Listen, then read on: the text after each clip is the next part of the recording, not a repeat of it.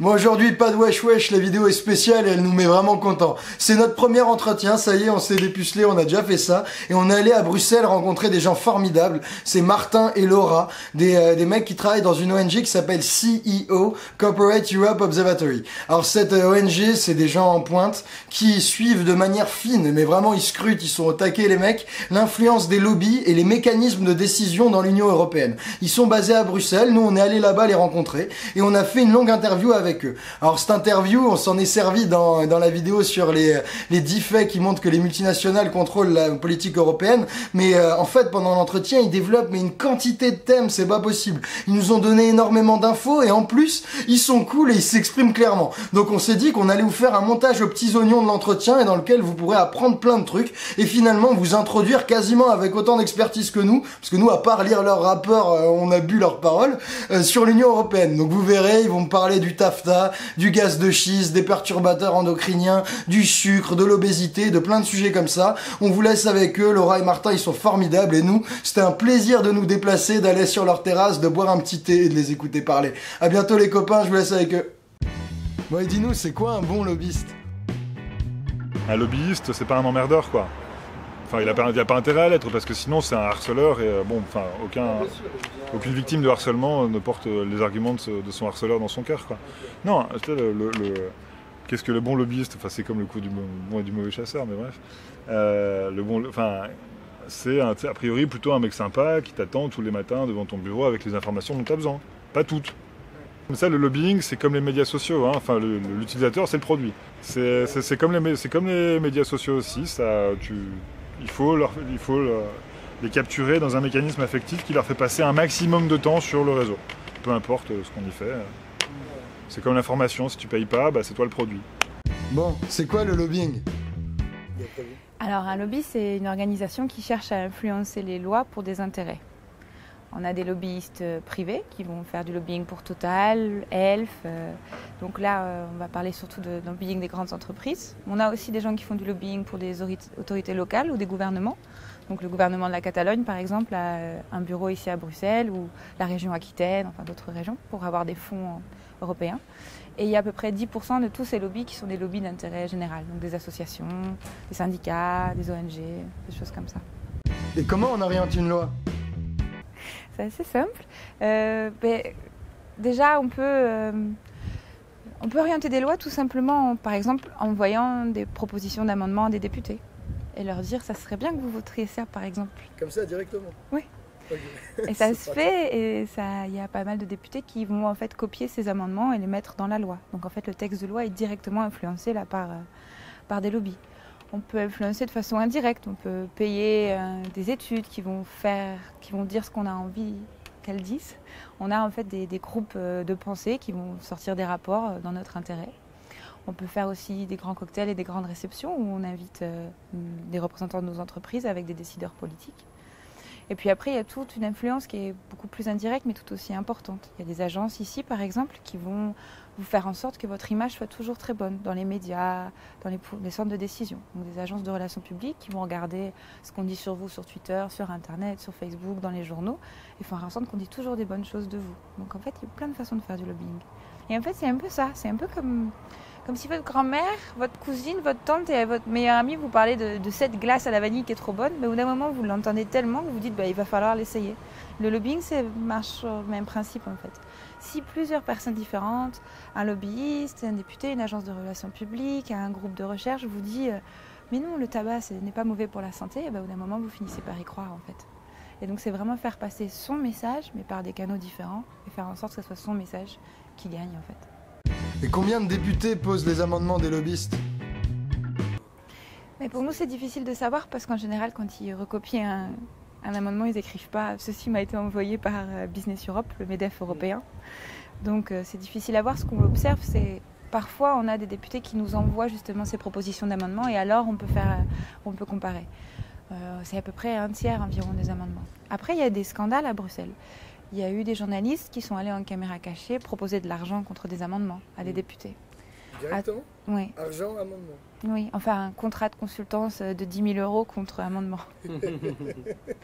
Et il y a une vidéo en fait, qui est passée sur YouTube qui est assez connue d'un député espagnol qui a reçu cet argent et qui est filmé en train de dire « j'ai déposé votre amendement ». C'est en 2009, juste après la crise financière. Ouais. Et en fait ce député n'a pas été mis en examen et il a été réélu, il est toujours au Parlement européen. Magnifique. C'est terrible, c'est de la corruption directe. Ouais. Et en fait, il n'y a pas assez de règles à Bruxelles. Ces choses-là se font sans que personne s'en étonne. Alors, comment se décide une loi en Europe ? Même pour nous, ça fait longtemps qu'on est là, on ne sait toujours pas. Et en fait, les meilleurs lobbyistes sont ceux qui comprennent exactement comment ça fonctionne.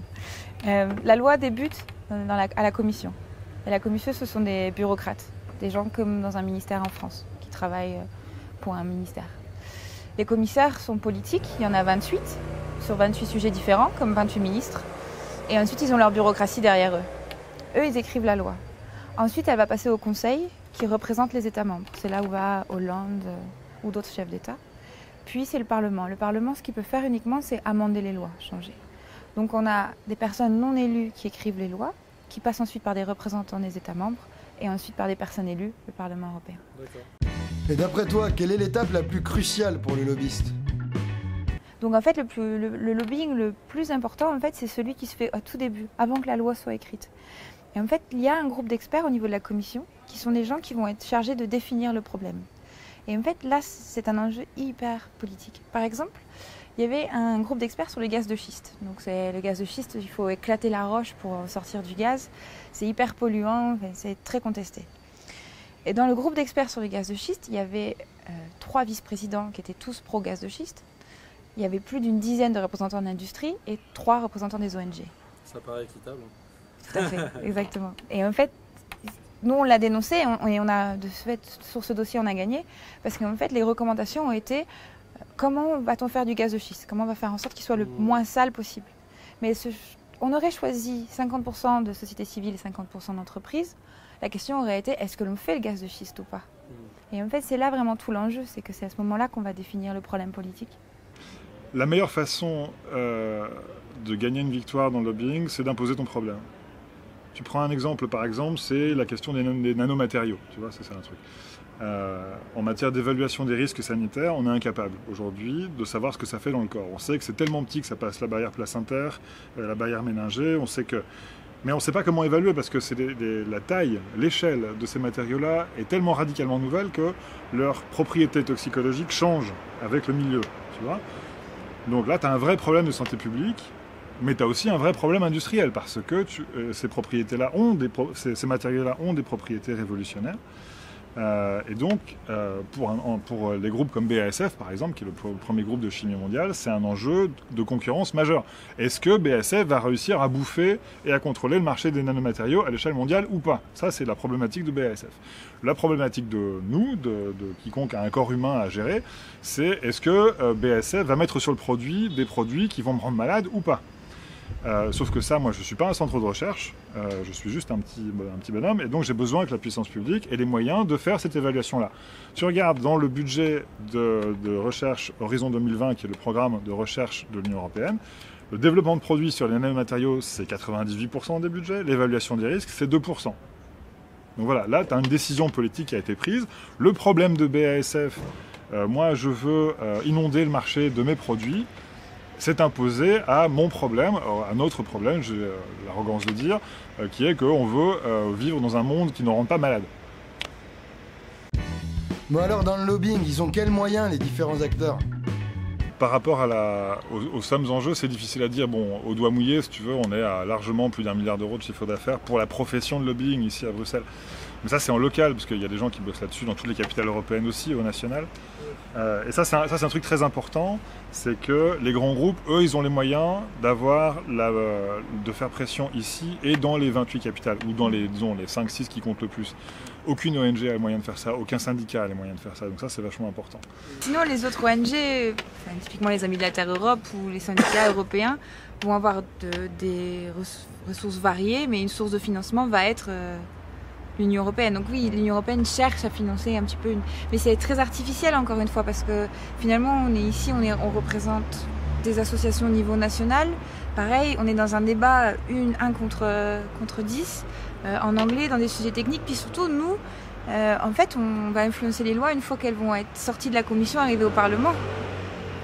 Et on n'a pas ce pouvoir qu'on peut avoir les lobbies d'être présent dans un groupe d'experts, mais présent énormément, d'être capable d'appeler. Il n'y a pas longtemps, j'ai vu un lobbyiste, le lobbyiste du Forum sur services européens, quand je lui demandais mais vous faites comment pour influencer? Ah ben j'appelle Jean-Claude. Moi si j'appelle Jean-Claude, il va jamais me répondre. Donc ils ont pas du tout, eux ils influencent beaucoup plus en amont en fait, avant même que les lois sortent. Et c'est pour ça qu'ils ont beaucoup plus de poids. Et c'est ça aussi, il faut faire toujours attention quand on dit oui au niveau des ressources, si nous on avait plus de ressources ça irait. Non, parce qu'en fait le lobbying, c'est aussi une relation. C'est aussi, on pourrait avoir 1 milliard de lobbyistes ici et une commission qui cherche vraiment à être neutre et objective. Sauf qu'on a une commission qui écoute une certaine partie d'intérêt plus que d'autres. Donc, même si on était aussi nombreux que les lobbyistes des grandes entreprises, on n'aurait pas autant d'influence. Par exemple, les négociations du TAFTA, elles ont commencé en juillet 2013. En octobre 2012, la commission allait chercher le lobby des pesticides pour leur demander leur contribution. Ils sont jamais venus nous chercher. Donc, il y a aussi, je pense, un côté aussi idéologique en fait, pour qui ils pensent qu'ils travaillent. Parce qu'ici, le message souvent qu'on entend, c'est si c'est bon pour les entreprises, c'est bon pour la société en général. Et vous avez d'autres exemples de ce parti pris? Il y a plein de fois où la commission commence à bosser sur un sujet juste parce que les lobbies lui ont demandé. Et les lobbies lui amènent l'expert gratos, la littérature qui va bien, l'expertise dont elle a besoin. Qui est juste, qui est juste partial, c'est-à-dire que c'est pas toute la vérité, quoi. C'est juste la vérité qui les intéresse. Mais tu vois, le lobbying, c'est aussi une histoire. C'est-à-dire que si la commission écoute plus les lobbies du secteur privé, du secteur commercial, c'est parce qu'elle en a besoin. Tu vois, et c'est ça le problème. C'est-à-dire que la commission, bon, c'est un peu toujours la même chose, mais c'est 33 000 employés, c'est les 2/3 du nombre total d'employés de la mairie de Paris. C'est pas du tout assez par rapport aux missions qu'elle a. Alors, soit il faut réduire ses missions, soit il faut élargir ses moyens, mais tu peux pas donner énormément de pouvoir à un fonctionnaire qui n'a aucun moyen. C'est le rêve d'un lobbyiste, d'où l'austérité. C'est ça aussi que l'austérité, c'est très utile aussi pour le secteur privé, aussi pour ça, parce que ça tue toute capacité de rétorsion, de contre-expertise du secteur public. Et donc ça facilite sa capture, tu vois. Donc ce qu'il faut comprendre, c'est qu'à partir du moment où tu donnes à une administration le pouvoir de s'occuper de la régulation du marché intérieur, de la concurrence et de droits de douane, en gros, évidemment, elle va s'intéresser en premier lieu aux aspects commerciaux de la réalité. Tu vois, alors que tout ce qui est social, fiscal, c'est la majorité qualifiée, donc ça veut dire que n'importe quel... Enfin non, pardon, c'est pas la majorité qualifiée, justement, c'est l'unanimité. Donc il se passe jamais rien là-dessus, parce qu'il y aura toujours... Ouais, parce que c'est pas très compliqué quand tu t'appelles Goldman Sachs de trouver un moyen, je sais pas moi, d'aller demander à un petit pays de bloquer, tu vois. On peut acheter un dirigeant européen? C'est de la corruption légale. Ça, c'est aussi légal. Apparemment, il semblerait qu'une des meilleures façons d'influencer quelqu'un, c'est de lui promettre un boulot.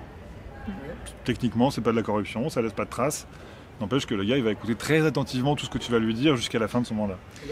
Et ça, il y a des exemples tout le temps. Mais c'est systémique, c'est-à-dire que ce qui est important de comprendre, c'est qu'à Bruxelles particulièrement, mais c'est pas le cas qu'à Bruxelles, c'est le cas à Paris, c'est le cas à Berlin, c'est le cas à Londres, la meilleure façon de convaincre une administration, c'est d'utiliser ses anciens. Parce que eux, ils rentrent dedans comme dans du beurre, comment va la petite, machin, tu vois.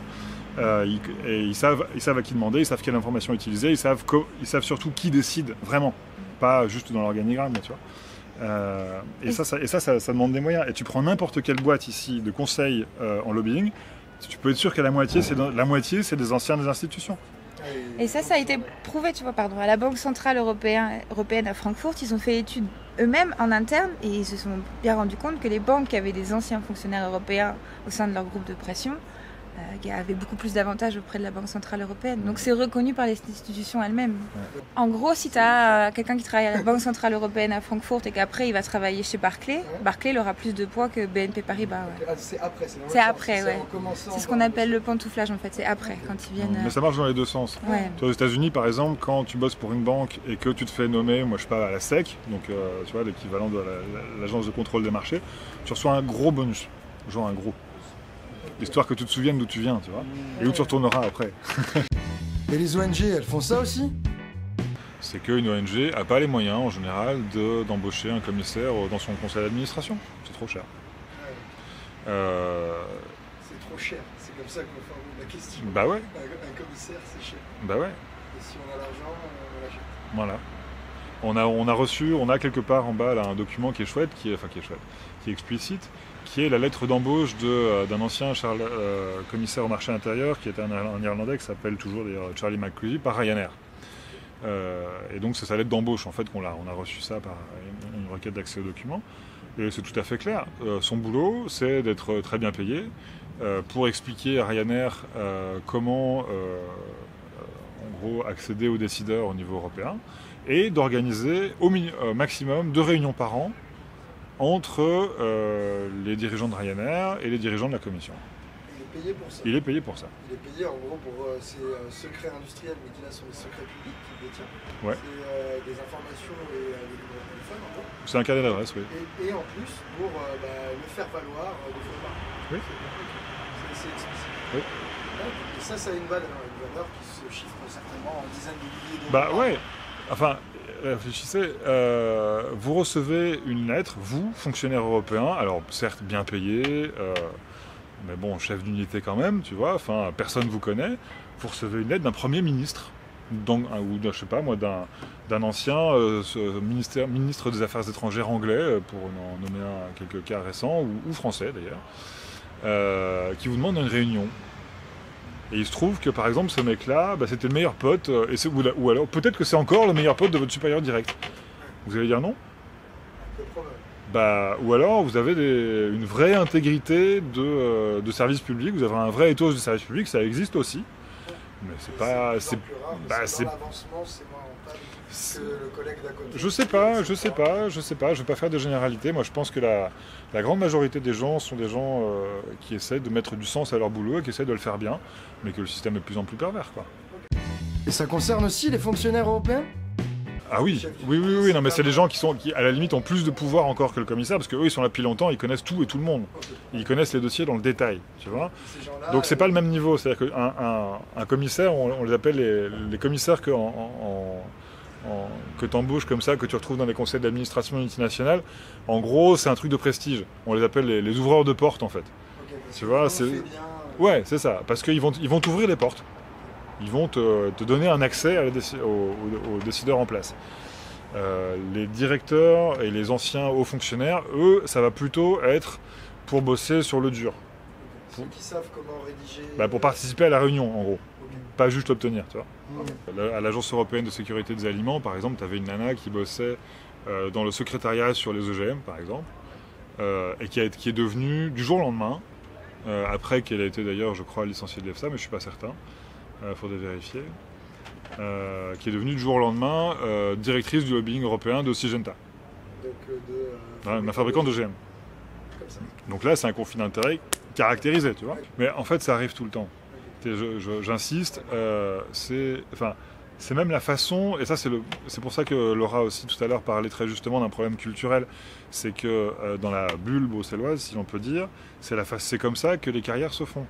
C'est-à-dire que tu fais un stage au Parlement, tu vas bosser dans une ONG, puis tu vas aller bosser dans une boîte de conseil en lobbying, et puis après tu vas aller bosser pour une fédération industrielle, et puis après tu vas, je sais pas moi, éventuellement passer le concours de la commission. Enfin, c'est très interchangeable, quoi. Le TAFTA, ça serait un bon exemple de lobbying ? Mais après, le TAFTA, l'exemple qu'il y a du TAFTA, c'est que là, on a presque en fait la commission qui a fait du lobbying auprès des lobbies. C'est-à-dire que là, on est vraiment dans... En fait, le TAFTA, c'est un peu le rêve de grands lobbyistes influents de Bruxelles depuis des années. Notamment un lobby qui s'appelle le Forum des services européens, qui rêve de ce marché transatlantique depuis des années. Donc, qui regroupe quel genre d'acteurs ? de la Deutsche Bank, Google, Orange, IBM... Surtout en fait le milieu financier qui bénéficierait de la privatisation des services publics. Donc faire leur argent sur notre éducation, notre santé, mais faire l'argent aussi sur l'eau aux États-Unis qui est encore publique, sur la gestion des déchets aux États-Unis, sur le fait que les cantines aux États-Unis peuvent être gérées localement. Donc il faut bien comprendre que c'est une attaque sur les marchés des deux côtés de l'Atlantique. Et donc dans le cas du TAFTA, on a beaucoup de collusion.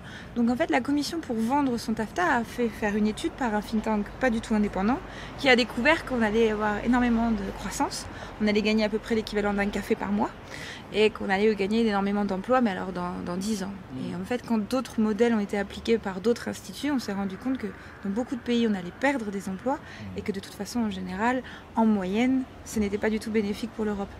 À ce moment-là, la Commission a donc, plutôt que rentrer dans ce débat-là, a donc changé de discours.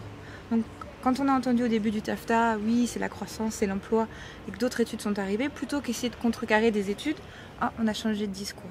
C'est quoi leur nouveau discours? Alors, mais maintenant, c'est que non, on va faire en sorte d'avoir des meilleures lois. En se mettant avec les Américains, on va se protéger contre la Chine et on gardera notre niveau de vie. Et il faut voir, par exemple, le lobby automobile. Un de ses rêves dans le TAFTA, c'est de pouvoir avoir une Volkswagen qui sort d'une usine en Allemagne et qui est exportée aux États-Unis sans qu'on lui demande de faire à nouveau des tests de sécurité. Et il y a une étude qui est sortie en disant qu'en fait les voitures n'étaient pas plus sûres aux États-Unis qu'en Europe et qu'il y avait des grosses différences de sécurité des voitures. Donc si on alignait les standards, on avait des risques. Ben, cette étude-là, par exemple, on l'a minimisée. Le lobby automobile n'en a pas parlé. Ils ont fait référence aux chercheurs qui n'étaient pas appropriés, etc. On va avoir Business Europe, le MEDEF européen, qui va nous dire le TAFTA c'est génial pour les petites et moyennes entreprises. Alors qu'il ne représente aucune petite et moyenne entreprise et qu'en fait, chez CIO, on demande énormément de documents officiels. Donc quand il y a des réunions entre lobby et commission, on cherche à avoir les comptes rendus de réunion. Et il y a un compte rendu de réunion où le MEDEF vient à la commission et demande à la commission mais comment vous allez vendre le TAFTA quand vous savez qu'il y a 19 millions de petites et moyennes entreprises qui n'exportent pas et qui vont être face à une concurrence accrue. Donc le MEDEF lui-même sait que c'est pas bon pour les petites et moyennes entreprises, le TAFTA. Oui, c'est en ligne, je peux vous le donner. Et en fait, à travers leur fédération ici, Business Europe, ils disent totalement le contraire. Et encore une fois, c'est un souci. On peut avoir des entreprises qui montent ouvertement parce qu'en face, on n'a pas assez de journalistes, de mouvements sociaux, d'opinion publique qui est capable de dire « Attendez, regardez ». Enfin, c'est dingue. Et on va dans ces extrêmes. Business Europe, lorsqu'il y a eu une résolution sur le TAFTA, a menti. Ils ont dit aux parlementaires européens « Ah, mais personne au Parlement s'oppose aux tribunaux d'arbitrage. » Sauf qu'il y avait une commission, la commission environnement, qui était contre. Ils ont envoyé un email quand même au président de la commission environnement pour lui dire « Personne n'est contre les tribunaux d'arbitrage. » Alors que lui-même venait de faire signer une opinion de sa commission qui était contre. Ça dit l'arrogance des gars, quoi. L'arrogance et puis le manque de contre-pouvoir, en fait. Et finalement, on est toujours là, Et c'est ça aussi qu'il ne faut pas juste s'arrêter dans les mots transparence, les règles, l'argent, etc. C'est un vrai poids politique. Là, le rapport de force n'est pas là. Et on n'a pas les moyens de former tout le monde sur Bruxelles et tout le monde en anglais et tout le monde sur les parties de Bruxelles pour créer ce rapport de force. Donc si ce n'est pas la Commission elle-même qui l'inverse, il sera toujours en faveur des entreprises. Et si on laisse la porte ouverte aux entreprises, elles vont la prendre grande ouverte, c'est normal. On ferait la même chose si on avait la porte grande ouverte. Et la science, elle est aux mains des lobbies? Après, scientifique, c'est plus compliqué. Et je pense que c'est le lien avec le lobbying du tabac où on a vraiment vu que plutôt qu'influencer les décideurs, ils ont décidé d'influencer la science sur laquelle les décideurs prennent des décisions. En fait, ça, c'était vraiment une innovation du lobbying du tabac. Après, sur le TAFTA, par exemple, on a des études financées par le lobby pharmaceutique, présentées au Parlement européen, aux députés européens. Et là, on ne se cache pas que c'est financé par l'industrie pharmaceutique et que le résultat est le TAFTA va aider l'innovation pharmaceutique et nous apporter de meilleurs médicaments. Donc là, on le cache moins quand c'est politique. Après, quand c'est scientifique, c'est beaucoup plus difficile à trouver. Mais c'est plus subtil surtout. Tu sais que, enfin, dis-toi que le lobby du tabac, par exemple, une des façons dont ils ont pu dévier la science comme ça sur la question du tabac, c'est pas forcément en corrompant les gens, c'est juste en finançant des tas de gens, y compris et surtout les meilleurs d'ailleurs, pour les faire bosser sur autre chose. Tu vois, par exemple, il y a des papiers qui sont sortis là hier et avant-hier, mais c'est les mêmes techniques sur comment est-ce que l'industrie du sucre dans les années 60 a orienté, en fait, à financer plein de recherches sur le lien entre la consommation de graisse et l'obésité. Ils ont trouvé plein de choses. Tu vois, c'est comme ça qu'on s'est retrouvé avec 15 ans de produits light, blindés de sucre, mais pauvres en graisse, qui ont joué un rôle important dans l'explosion d'obésité maintenant. En France, on est un peu épargné par ça, mais va voir en Angleterre ou encore pire aux États-Unis, tu vas voir. Et voilà, et ça on le sait aujourd'hui, mais on le sait beaucoup trop tard, tu vois. Entre-temps, il y a des centaines de millions de gens qui ont des problèmes à vie avec ça. Bah oui, parce que si tu veux, eux, ils ont un produit qui tue un utilisateur sur 2. Donc arriver à garder ce genre de produit sur le marché, faut y aller, quoi. L'anecdote, ce serait que C'est John Hill, donc un des inventeurs des relations publiques au début des années 50 à New York, et qui aurait conseillé ça à Philip Morris à l'époque, c'était de dire non, pour votre lobbying, là, si vous vous emmerdez enfin, vous devez pas forcément attaquer de front la science, les études scientifiques qui disent que le tabac cause le cancer, parce que on va bien comprendre pourquoi vous le faites. Non, il faut que vous entreteniez le doute, c'est-à-dire que vous dites, plutôt que de dire c'est faux, vous dire c'est intéressant. On va creuser un peu plus. Et 5 décennies plus tard, on est toujours là. Et tout le monde utilise ça maintenant. C'est comme ça que l'industrie du pétrole a gagné 30 ans et gagne toujours d'ailleurs, pour empêcher la taxation des émissions de CO2. On va plutôt faire un marché des droits pollués, hein, tu vois, un truc indolore qui sert à rien et qui donne l'impression qu'on fait quelque chose. Aujourd'hui, il n'y a pas de réglementation réelle contre les émissions de CO2 en Europe. Il n'y a rien.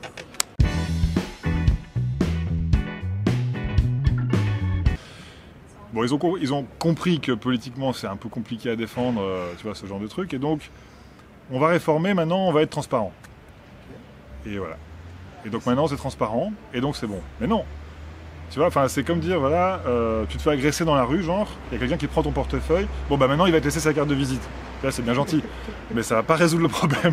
Oui, si t'as pas de police pour après aller le chercher, il se passe rien. Voilà, comme tu disais, si t'as pas des réglementations à côté, d'intégrité, si t'as pas simplement, là je glisse une carte, un argument que je mets tout le temps, mais si tu mets pas des moyens dans la production d'expertise indépendante des secteurs que tu veux réguler, t'es mort.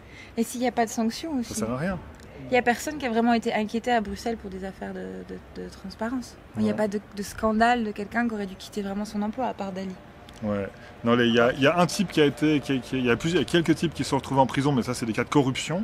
Et c'est au titre de la législation belge, donc ils sont poursuivis dans les tribunaux belges. D'ailleurs, on n'a aucune publicité sur ces trucs-là. Et un autre cas, c'était un eurodéputé qui avait accepté de l'argent pour déposer des amendements. Il est con parce que tout le monde fait ça gratuitement, mais bon, lui, c'était des journalistes qui se faisaient passer pour des lobbyistes de la City, tu vois. Et il lui avait promis 100 000 €, il était en caméra cachée, donc le gars, il s'est fait avoir. Mais il n'est pas tombé au titre de la législation européenne, il est tombé au titre de la législation autrichienne. Okay. Parce que les eurodéputés, tu vois. Donc il y a un vrai problème d'absence de réglementation, si tu veux. Et je sais pas si je peux juste rajouter, même si on parle trop, mais par exemple, Guy Verhofstadt, c'est le président du groupe libéral au Parlement européen. Il a une dizaine d'emplois en plus d'être le président du groupe des libéraux au Parlement. Donc c'est la personne qui définit ce que les libéraux vont voter à Bruxelles, les libéraux de 28 pays. Et en plus de ça, il travaille pour une dizaine d'entreprises, dont un fonds d'investissement qui gère les acquis de Suez Environnement, qui aime beaucoup le marché de l'eau en Grèce. Et ça, c'est presque la moitié du Parlement européen, qui sont des députés qui ont un second, un tiers, c'est un quatrième emploi. C'est légal, vous allez sur leur page internet, sur le site du Parlement européen, vous avez votre déclaration d'intérêt. Vous voyez que Rachida Dati, elle gagne 10 000 € par mois pour son cabinet d'avocat. Par contre, vous ne savez pas pour qui travaille son cabinet d'avocat. Bon, et d'après vous, que faire? D'abord, investir dans l'expertise publique. Il n'y a rien qui remplace ça. Investir dans l'indépendance de l'université. Il n'y a rien qui remplace ça. Et après, empêcher les conflits d'intérêts dans l'administration. C'est tout. Tu interdis à des gens d'aller bosser pour le secteur dont ils avaient la charge juste avant. Donc tu mets une période de carence de 3 ans, tu vois, le temps que les informations privilégiées dont ils disposaient ne soient plus privilégiées. Et inversement, tu interdis à des gens qui bossaient dans le privé de venir bosser dans une agence de réglementation du privé de ce même secteur pendant 3 ans. C'est pas très compliqué. Mais par contre, on a beaucoup de mal à faire passer ça. Parce que ça, à mon avis, c'est vraiment le nerf de la guerre. Tu vois ? Bon bah voilà, on vous a pas menti, c'était du lourd niveau info. Alors d'abord, faut les saucer un peu, c'est Laura et Martin. N'hésitez pas à les suivre sur Twitter, ils sont là, et c'est des mecs formidables. Et puis bien sûr, allez fouiller si vous parlez anglais, parce qu'ils traduisent partout, hein. C'est des francophones, mais ils se font pas chier à tout traduire. N'hésitez pas à aller voir le site de CEO, il y a des rapports de dingue, on en a déjà pas mal parlé dans nos sources, mais suivez-les sur Twitter, Facebook, et regardez leur site, c'est vraiment une mine d'infos hors du commun. Ensuite, n'hésitez pas à liker cette vidéo, parce que c'est la première fois qu'on fait ça et on sait pas si ça vous plaît, donc likez, commentez, donnez-nous un feedback, et puis aussi faites tourner l'info, parce qu'on pense que dans cet entretien il y a quand même vraiment beaucoup de billes pour comprendre l'Europe, et là en 2017 on risque de s'en taper des conneries sur l'Europe, donc c'est bien de les remettre au clair. Et puis enfin, comme c'était une vidéo un peu chelou et que pour nous ça ressemble encore à la rentrée, on a fait ça en septembre, merci, un grand merci aux tipeurs qui nous soutiennent et qui nous ont permis d'aller à Bruxelles pour rencontrer Laura et Martin et faire le truc avec Laetitia et Juncker. Sans vous, on n'aurait pas eu les moyens d'aller là-bas, et donc merci à vous de soutenir notre travail, sans vous on n'existerait pas. Donc j'espère que ça vous a plu, et puis on se revoit plus tard pour un prochain Wesh Wesh et des trucs bien. C'était un plaisir.